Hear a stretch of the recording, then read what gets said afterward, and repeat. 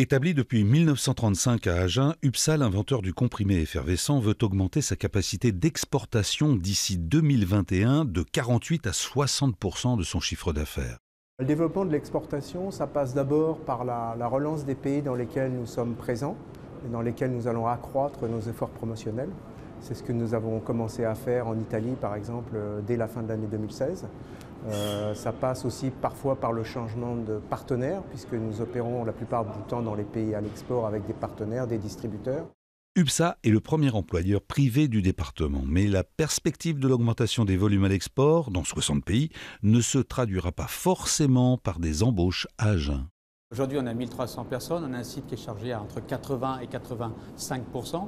Et à partir de là, on est plutôt focalisé sur développer les compétences de nos collaborateurs qui sont hautement qualifiés, des vrais professionnels de santé, avec un vrai sens de la qualité.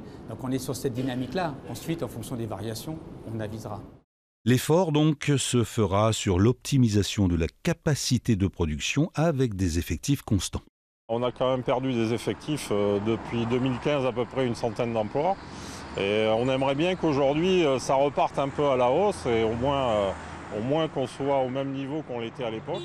En 1994, UPSA est devenue filiale de BMS. Des rumeurs circulent sur le rachat du géant américain par Pfizer. Vous savez, en permanence, l'industrie bruise de rumeurs sur les acquisitions d'un tel par un tel. À ma connaissance, il n'y a rien aujourd'hui. Rien de neuf? Non, absolument pas. Pour l'instant, 15 millions d'euros sont chaque année investis en recherche et développement ainsi que dans l'outil de production à Agen.